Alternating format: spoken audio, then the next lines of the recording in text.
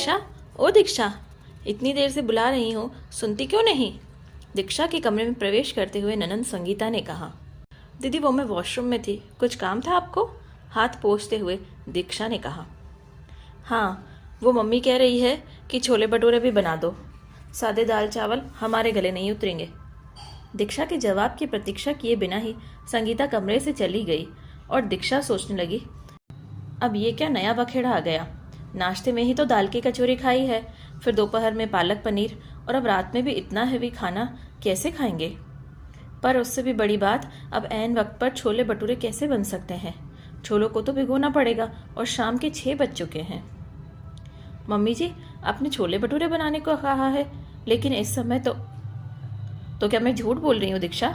मतलब हद है, मैंने कमरे में आकर तुम्हें कहा, लेकिन फिर भी तुम्हें मेरी बात पर भरोसा नहीं है जो तुम मम्मी से कंफर्म करने आ गई। जो बनाना है जाकर बनाओ, मेरा क्या जाता है, मैं कौन होती हूँ कुछ बोलने वाली?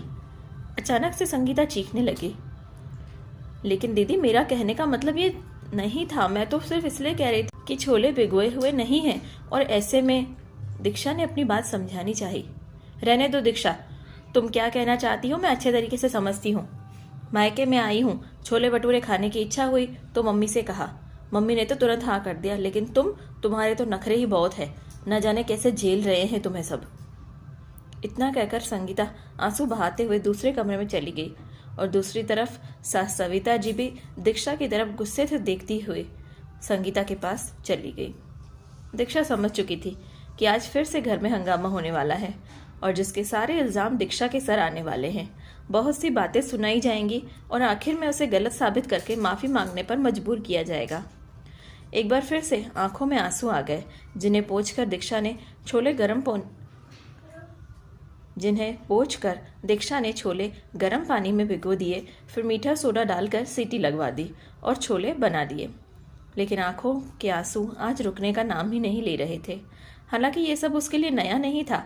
जब भी दीदी आती थी, महीने के 20 दिन उसकी आंखें भीगी हुई ही रहती थी। उसे कभी समझ ही नहीं आया कि दीदी हर बार ऐसा क्यों करती है। बिना बात के घर में हंगामा करना, दीक्षा को परेशान करना, रुलाना, आखिर क्या मिलता है इस सबसे उन्हें?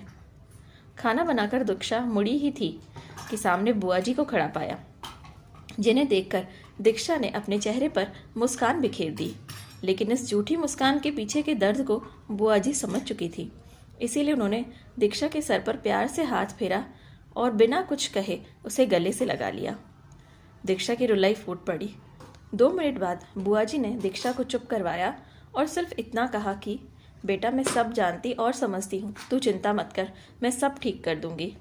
इतना कहकर बुआ जी ने एक बार फिर दीक्षा के सर पर हाथ फेरा और बाहर चली गई।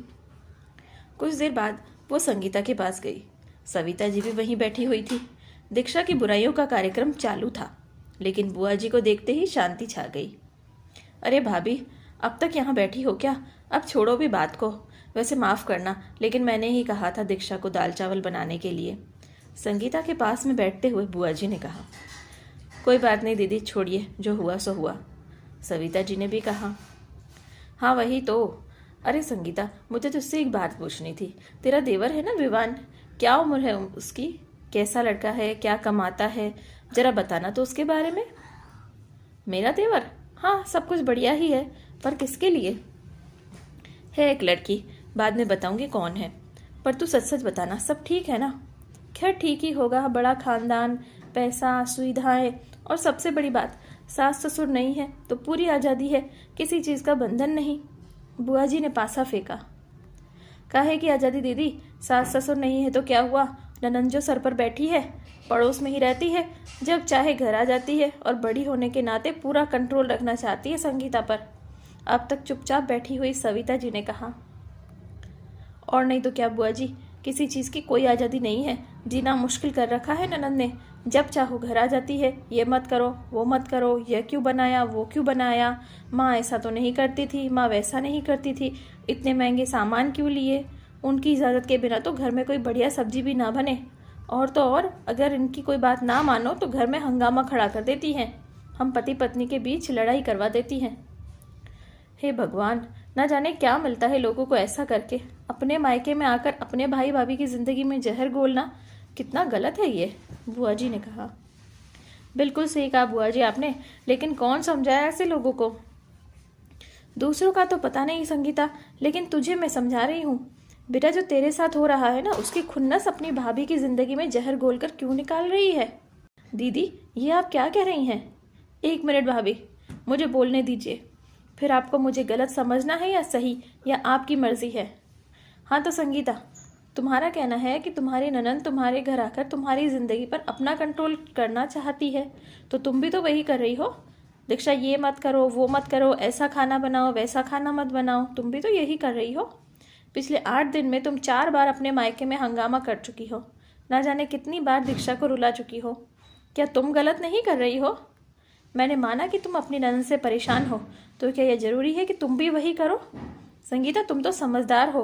तुम्हें तो यह सोचना चाहिए कि जिस बात ने तुम्हें परेशान किया है, कम से कम वह दुख किसी और को ना दो।